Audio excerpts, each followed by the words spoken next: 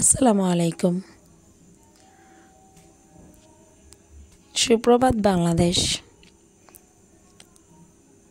শীতের দিনের সকাল। এখন প্রায় কুয়াশা পড়ে, ভালোই কুয়াশা পড়ে। কুয়াশা অনেকটা কেটে গেছে একটু বেলা হয়ে যাওয়ার কারণে। কুয়াশা কেটে গেছে। এটা একটা গ্রাম। গেস করুন তো এটা কোন গ্রাম হবে?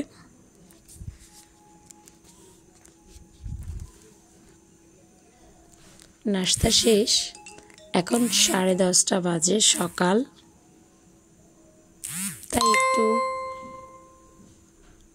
এনার্জি বুস্ট করার জন্য একটু চা খেয়ে নেব।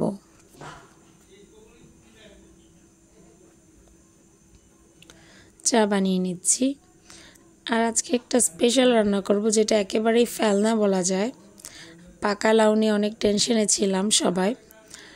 লাউটা একটু শক্ত ছিল, বাসায় অন্যান্য সবজি খেতে খেতে লাউটা বেশি পেকে গেছে। এটা নিয়ে সবাই টেনশন করছিল, যেটাকে বুঝি খাওয়াই যাবে না। বাট ডাল দিয়ে সবজি করার কারণে এটাই সবচেয়ে বেশি মজা হয়ে গেছে। আসলে অবহেলিত জিনিসই সবসময় মূল্যবান হয়ে দাঁড়ায়। এই ডালটাই প্রমাণ করে দিল আবার। এই জন্য কোনো কিছুকে অবহেলা করতে হয় না। খুবই মজা হয়েছিল। এটা মূলত আমাদের বাসায় পেঁপে দিয়ে রান্না হয় ডাল সবজিটা, বাট এই লাউটা পাকা হয়ে যাওয়ার কারণে ফেলে না দিয়ে ভাবলাম একটু এভাবে রান্না করা যাক না। দেখা যাক, এটা রুটি পরোটা দিয়ে খেতে খুবই মজা। আপনারা ট্রাই করতে পারেন। আর এটার রেসিপি লাউ কুমড়ো অথবা পেঁপে দিয়ে ডাল সবজি রান্না করার রেসিপি দেখতে চাইলে আমার কমেন্ট বক্সে এসে কমেন্ট করুন।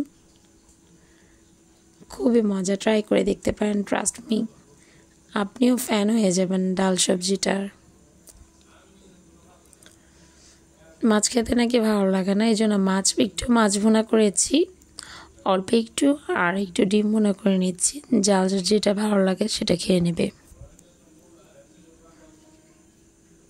বাচ্চারাই মেনলি ডিম খাবে, পছন্দ করবে।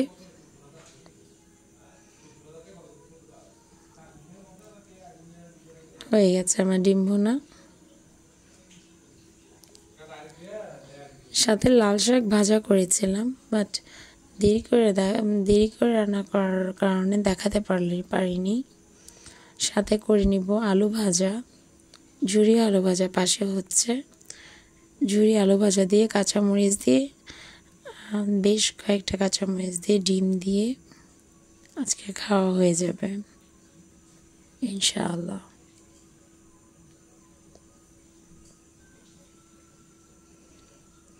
একবার শুকনো শুকনো করে করেছি, অন্যান্য সময় একটু ঝোল রাখি, তবে আজকে শুকনো করতে ভালো লাগছে। সাথে আছে আমার মোস্ট ফেভারিট ঝুরি আলু ভাজা। যে ঝুরি আলু ভাজাটা আমি একটু ভিজা ভিজা ভাব রাখি, কারণ একেবারে শুকনোটা আমার ভালো লাগে না। এটা ঝরঝরে হয়েছে, বাট একটু ভেজা ভেজা আছে, যেন একেবারে ঝুরঝুরে না, আবার একেবারে ইয়েও না, ভেজাও না, এরকম। খুবই মজা ছিল আজকে আর লাঞ্চটা, আলহামদুলিল্লাহ।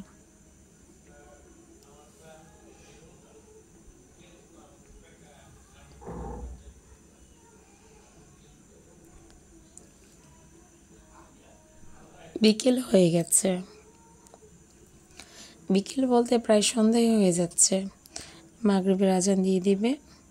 এদিকে সূর্য একেবারে ডুবে গেছে।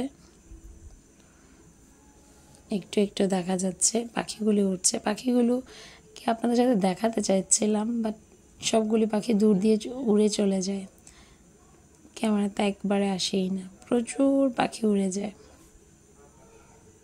ক্যামেরায় ধরা যায় না।